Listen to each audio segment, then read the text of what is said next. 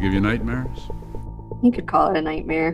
One way or another, that's an execution. Absolutely. A winter's night in a southern forest. The ink-black darkness parted briefly to their headlights. Telling stories is a little like singing a song. It's a performance. Maybe you're telling your own story, maybe you're telling somebody else's story. It doesn't really matter.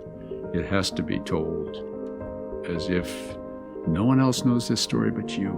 We've got something to tell you, and we want you to listen carefully and lean back and just imagine things.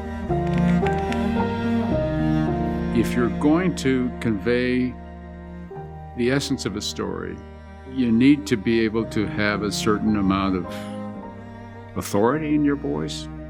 My dad was a preacher, and my mother was the choir leader. My mother used to teach the importance of lyricism and cadence in telling stories. And from my father, I'm learning about the importance of taking a text and somehow making it relevant for the people who are hearing it.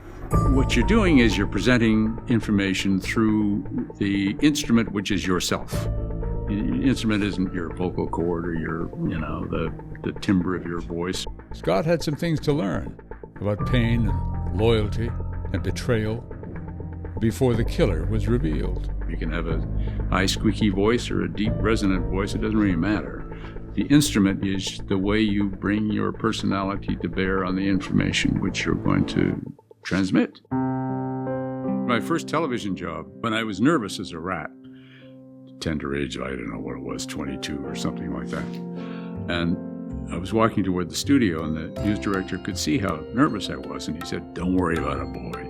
Just stare down the barrel and talk to your mom." It was the best advice I ever had. We're speeding here in Costa Mesa, California. Marker. It captures the intimacy of connection over a television camera. You're just talking to somebody who you respect, you wouldn't lie to, and yet you're going to tell them a story. To say that what happened next was shocking was, of course, an understatement.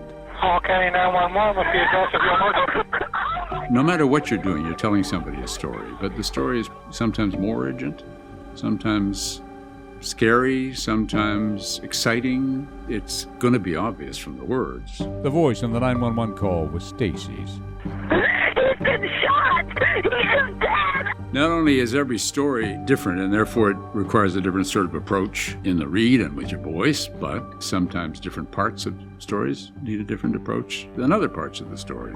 Young lovers caught up in their overheated dramas, so fierce, so intense, so dangerous. You match your tone and your speed of read and your uplift in your voice, with a depth in it necessarily, to the content. Fast talking makes a lot of sense if you're trying to cram a whole lot of information into a short period of time, and you have to get it on a newscast, and it's very urgent material, and you have to tell people right away.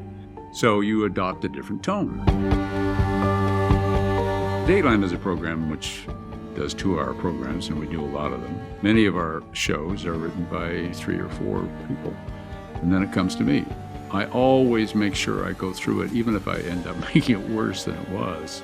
If you haven't written it, you want to adjust it to your own way of talking, to your own way of telling a story. It was deep country dark, just after 2 a.m. It was deep country dark. The important thing is to insert yourself in it, to do something with it, to make it your own. Even if the guts of it were written by somebody else, you have to pull up the mainsail and make this boat float. It begins at the moment of birth, something unconscious, uncontrolled. Be intimately aware with that material. Understand that your job is to take it off the page and make it something that is a different kind of information. It's the information that's coming in through ears and eyes as opposed to the kind that somebody's reading on a page.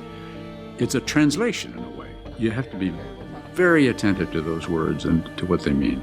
Try not to fall into cliched patterns of speech. Don't sound like you think you ought to sound like yourself. You get the path you get.